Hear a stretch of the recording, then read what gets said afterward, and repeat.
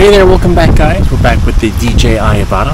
I actually went out and got another set of gimbal protectors, which are supposed to be really good. The RCSTO right here, if you can see. And I was a little bit skeptical. The other ones that I had brought previously didn't work too well. But these, as you can see, fit. They're red. And they don't photobomb the footage that much. And if you're lucky, if you can squeeze them in and pinch them on, or and stretch them out a little bit, like just apply a little heat and then stretch them out a little bit so that they're evenly, as you can see, like from here to here, so it's even. It works really well. And the reason why I got them is because my kids fly this a lot, and to protect the investment from crashes. They haven't crashed yet, but sometimes they can be a little reckless and almost crash without my direction and saying stop. Then they stop, but they wouldn't have stopped if I wasn't there. So with the guidance and of course with protection, let's see actually how it flies. Okay, so here we have it. We have the Avata, right? As you can see, it's very even. Squish them on, and there it is right there. Let's see how it flies.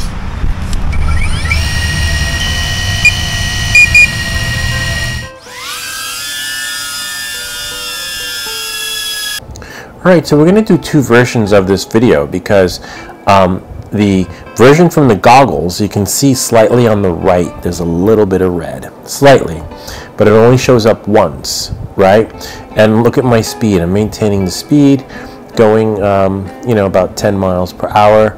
The footage hasn't been adjusted, and it's pretty good right there. You saw that, so you can go back and pause it right there. When I was in the air, it showed I think right about here somewhere, and I think it only shows up about once or twice, which is okay.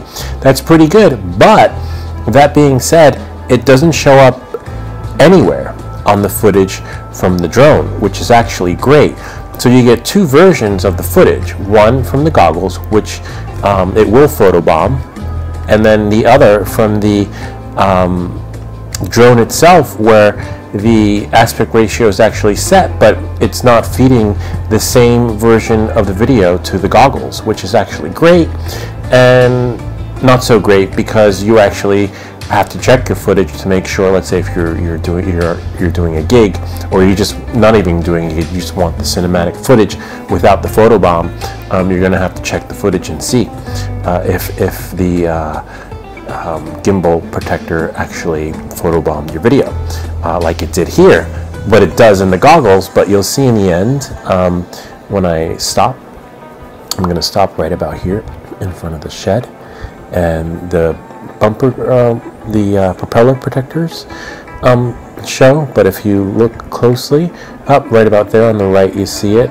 It was like a split second. Yep, there it is right there. See that? So you can see it depending on the angle, how fast or slow you're going with the drone, right? But not so bad. But again, you have to check the footage, because now, if you watch closely, this is the same exact flight, but the video is from the drone, the Avata. So you get zero photobombing.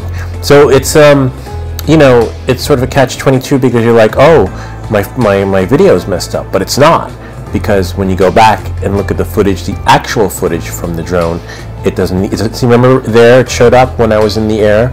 Nothing on the on the drone footage. And let's see, somewhere else it showed up. But if you watch this video frame by frame, nothing shows up, I believe, until the end at the shed. I don't know, we'll have to wait and see. But remember, I'm maintaining the speed. So if this footage is too fast for you, let's say you're shooting at 10 miles per hour, for the sake of not having the gimbal protector photobomb your video, just shoot at 4K, right? And 60 frames per second, and then just slow it down. If you slow it down and add music to it, no one will know. But this is the actual speed, which is actually pretty cool. And as you can see, nothing, no gimbal protectors protruding in the video, which is actually great. This is the last loop, And you know, it's just a downside. You might have to have your computer with you or a memory card reader that you could use and somehow finagle from your phone and be able to view the footage live from the drone, because you'd have to take the SD card out. This is how it ends. Then I walk in, see, there it is, but you don't see the gimbal protectors, just the propeller guards, but that's because I stopped short.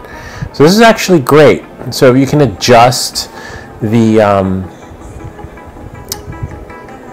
gimbal protector to your likings, and you know, just it showed up right there on the left hand side, but that was okay, you know, because it was just maneuvering around. Up to see it shows up there, but this is actually pretty good. So it wasn't so bad. It actually worked out pretty good. It photobombed maybe 2 or 3 times in the video, but that's because I was going a little bit slower. But the faster I went, the less you actually saw the gimbal protector and the bumper guards. If you jerk really quick, you'll see it.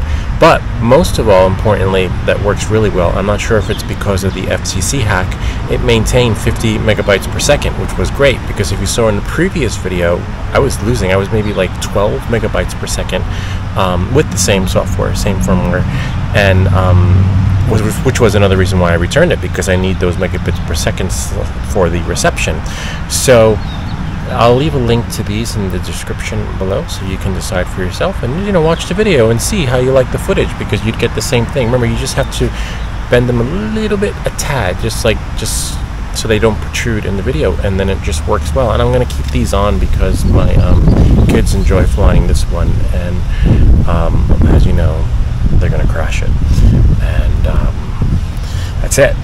So I hope this video helped you and you're better able to make a decision on which gimbal protector is right for you, or propeller guard, bumper guards that might work well for you too.